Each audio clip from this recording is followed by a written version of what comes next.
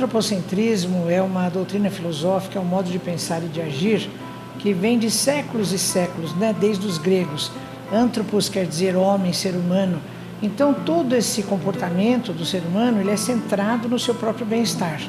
E ainda recomenda esse modelo filosófico, o antropocentrismo, que se explore e subjugue a natureza em benefício do ser humano. Então, esse modelo vem sendo cultivado há séculos. Nós temos uma tentativa de mudança desse paradigma, mas temos fortes resíduos ainda desse modelo antropocêntrico, né? Então, a chamada coisificação dos animais, ou seja, nós usarmos os animais em nosso benefício, mediante esse esquema de exploração e de subjugação, ele ainda é fortemente utilizado em todos os ramos do comportamento humano, seja nas práticas de diversão, através, por exemplo, da tourada, da vaquejada, das rinhas de galo, de circos com animais, enfim, de todos os setores que se utilizam dos animais, né? Seja na produção de alimentos, na produção de ovos, de leite, os animais ainda sofrem muito com isso. Seja usando os animais em ensino, em pesquisa, nas universidades, nos institutos. Então, esse modelo ainda permeia todas as nossas atividades enquanto humanidade. E nós precisamos rever esse modelo porque ele é absolutamente perverso. Nós não somos um ser à parte na criação. Evolutivamente, nós viemos de uma espécie de macaco chamada Australopithecus. E já por isso, nós temos que ter essa noção de nos integrarmos à natureza, de agirmos harmonicamente com todos os elementos da natureza e não adotarmos esse modelo de estarmos acima de tudo e de todos e subjugá-los em nosso próprio benefício.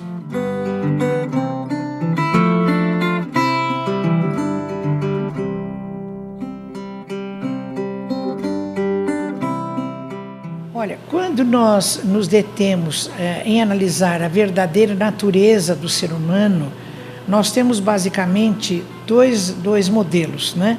Existe uma hipótese que supõe que o ser humano seja feito apenas pelo seu próprio corpo físico e todas as coisas que compõem o que nós chamamos de mente ou psiquismo seriam frutos do próprio metabolismo cerebral.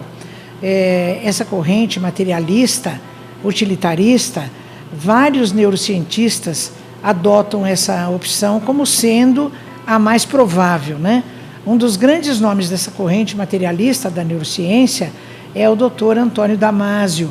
Ele é português, radicado nos Estados Unidos, e ele permeia essa vertente da neurociência que admite que o cérebro seja produtor da consciência, da vontade e de todas as manifestações do nosso psiquismo.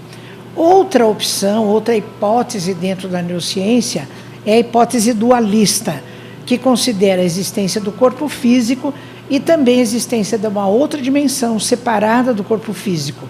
Então, nessa hipótese dualista, também chamada de espiritualista, a maior parte das pessoas chama essa outra dimensão, que difere da dimensão material do corpo físico, de espírito, de alma, desse o nome que se quiser dar, né?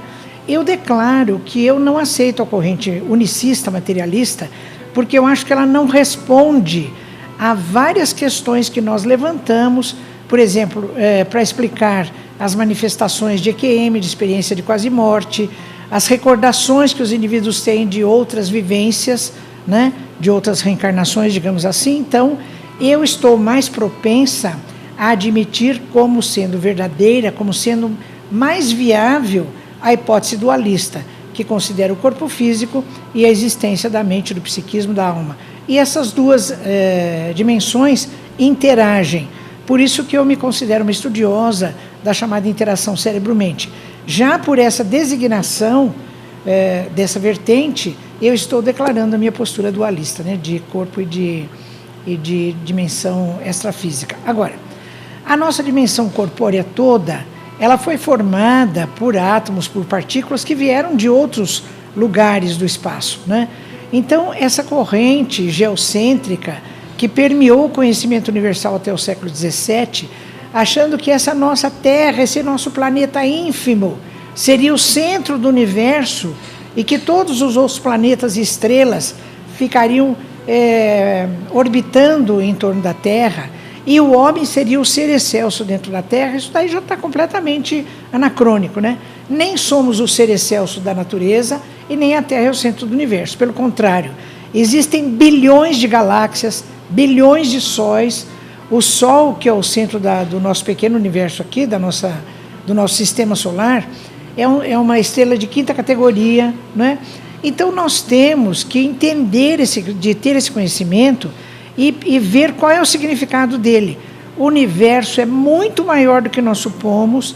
Nós somos uma partícula dele, como diz Fritz Job Capra, no seu livro A Teia da Vida, nós somos apenas um fio na teia da vida.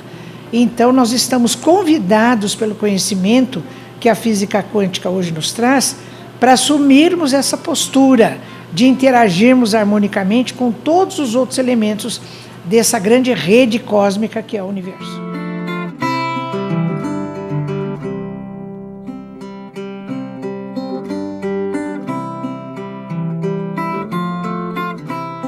Vários cientistas, filósofos, vários estudiosos de hoje, eles estão assumindo esse novo paradigma que é chamado de biocêntrico, para substituir o paradigma antropocêntrico, ou seja, ao invés de nós nos considerarmos um ser à parte na natureza, a que todos os elementos da natureza devem servir, e portanto nós os subjugamos e exploramos, nós temos que deixar esse paradigma de lado, tirar os tubos dele, ele já está na UTI, e ver esse outro paradigma que já está no berço, que é o paradigma chamado de biocêntrico ou ecocêntrico, que valoriza todas as formas de vida e todos os elementos da natureza, inclusive a qualidade do ar que todos respiram, a qualidade da água de todos nós somos formados.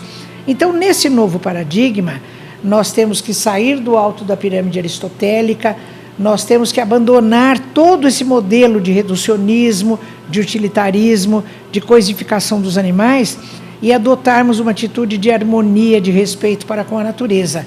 Fritz Job Capra, no seu livro Pertencendo ao Universo, ele pergunta assim, qual é o papel do ser humano na vivência desse novo paradigma?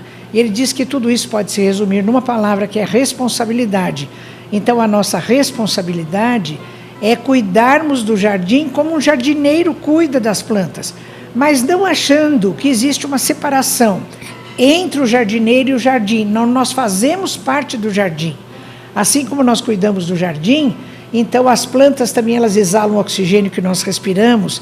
Então, para pertencer a esse universo, seja do nosso pequeno jardim, seja de todo o universo, nós temos que nos conectarmos.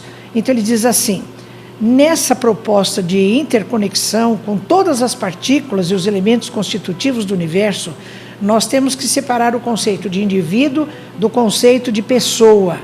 Indivíduo se refere à unidade. Então nós estamos numa sala com tantos indivíduos, com tantas unidades. O conceito de pessoa, ele implica a maneira como cada indivíduo se relaciona harmonicamente com todos os outros elementos dessa rede cósmica, né? Então, ele diz assim, a responsabilidade do ser humano na vivência desse novo paradigma, chamado biocêntrico ou ecocêntrico, é a de pessoalizar o universo. E tem uma palavra que vai dizer qual é o instrumento que nós vamos usar para pessoalizar o universo. E essa palavra é amor. Nós temos que vivenciar amor para com tudo e para com todos na nossa vivência para com o cosmos universal.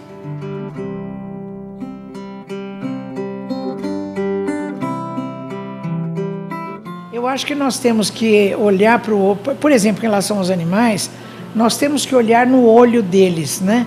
Porque toda vez que você olha no olho de um animal e você interage com ele assim afetivamente, você tem um fluxo energético, você entende a verdadeira natureza dos animais, né? Alguém já disse que quando nós nos olhamos uns para os outros, nós vemos em tudo só células mortas. Por exemplo, a pele, a camada que nós estamos vendo é de células mortas, o cabelo é composto de células mortas, as unhas são de células mortas. A única coisa que nós vemos no outro indivíduo que contém células vivas são os olhos. Então, por isso que os olhos são chamados o espelho da alma. Então, quando você olhar para um outro ser humano nos olhos, você vai entendê-lo. Quando você olhar para dentro dos olhos dos animais, você também vai entender o significado da sua vida, a verdadeira natureza dos animais. E esse novo olhar não precisa ser só em relação aos olhos dos animais, para com toda a natureza, né? Para com as plantas, para com o céu, para com a vida. Eu aprendi durante a minha vida, a minha longa vida já, a ter uma atitude de gratidão para com a natureza. E é essa mensagem que eu deixo. Quando eu acordo de manhã, eu abro os olhos, eu digo, meu Deus, obrigada por me oferecer um novo dia. Eu chego na porta do meu quarto e eu olho para o céu e digo, dia, tenha um bom dia, não é? E agradeço tudo que vem correndo pela frente, até as dificuldades, porque são através das dificuldades que nós vamos aprendendo a superar os obstáculos, vamos amadurecendo e vamos assim, passo a passo, em rumo da nossa trajetória estelar, né? É esse o recado que eu deixo, então, para todos, o convite a essa atitude de gratidão para com a vida. Muito obrigada pela oportunidade.